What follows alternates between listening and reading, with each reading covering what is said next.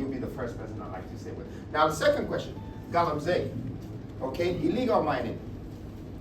It is destroying our country. The sad thing is, it's not our country people that destroyed our country. They were still doing illegal mining. We could have controlled them. But we let in the Chinese, and there are millions of Chinese in our country. And they mine 24/7. Now all our waters are poisoned. And the food that we're starting to eat is this same water system that is feeding the ground. So, believe it or not, in the next 10 to 15 years, don't be scared if you see any children with 3 eyes or 7 fingers. It's happening already. It's happening already? Okay. Now, for me as a leader, the first thing I will do is I will stop the foreigners who are destroying my land. In fact, if the Chinese are hearing me, I will probably put hundreds of thousands of them under house arrest and call the Chinese president that this is what you've done to my country. You have caused 33 million people's lives. And therefore, you are going to be responsible for building and fabricating all our next plants that will recycle this water again for us to get our life back. And after, I will release your 100,000 people to you after 4 years of hard work to fix my country. Just to show the world that we are not animals here. You cannot go to anyone's country and destroy their water, destroy their cocoa, destroy their whole life. What kind of government do we have? And they're sitting down watching them. What is Ghana today? Who are we? Anybody comes to our country and experiment us and do whatever they like and they go out just because they put something in a brown envelope for somebody who is not even certified to be a minister or to be a leader.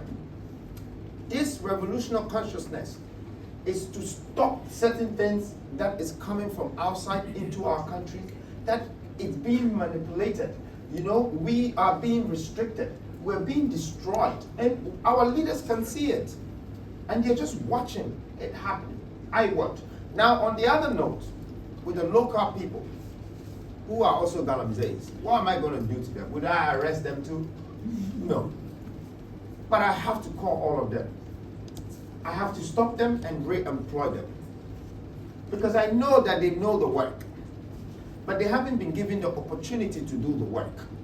So I want to give them the opportunity that they should be able to give us our ultimatum. I am looking for 200 tons because I'm going to tell you right now, this country have less than 8 tons in our central bank. And that's why we have to borrow money below $1 billion. Up until recently when we needed 3 billion, we had to buy gold to make it almost 14 tons before we can borrow that 3 billion. When you go to Dubai, when you go to Emirates, these people are buying our gold every day. They pack it, they refine it, keep it as reserves. When it gets to 200 tons, they call any financial institution and say, look at my gold, it's stamped, it's Swiss stamp. I need 200 billion. And you just show them the gold and you have to take the money.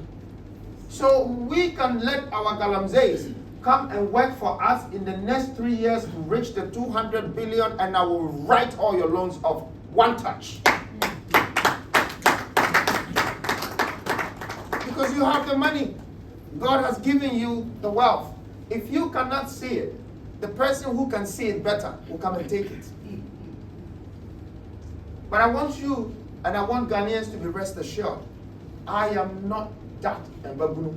Minye obia afei ena me ba betena ho na me hwe me nkrofo na we tisi omo na we fa we na we fa we nka sane ye kanu dia nka manya me dia bi ka me ba ha ba ye den but enam osunti ena nam no ma ekoso wo kromanti enti ena betu anamon say me ba na ma ba me ma mo majai. And I will make sure I create wealth in this country. I make sure I will bring jobs in this country. Because, say, if we are able to just get another 3.5 million workers, we will have 7 million workers. 7 million workers is what we had in 1960. And the country was slightly above 7 million, which means 90-something% where they had jobs. Today, we're 33 million. And it's just about 12% that have jobs. The rest are unbedded. just because we're tolerating foreigners and outsiders to come and take advantage of us. And we don't even know what to do with our own people. Our own people. We have 75%, which is 0 to 45 years. The youth, this is empowerment. What are we doing with them? So this question is a great question, and I hope that you can ask me another one, but I will leave it for when I get my apology letter. If I may add a few words to what Kwame has said.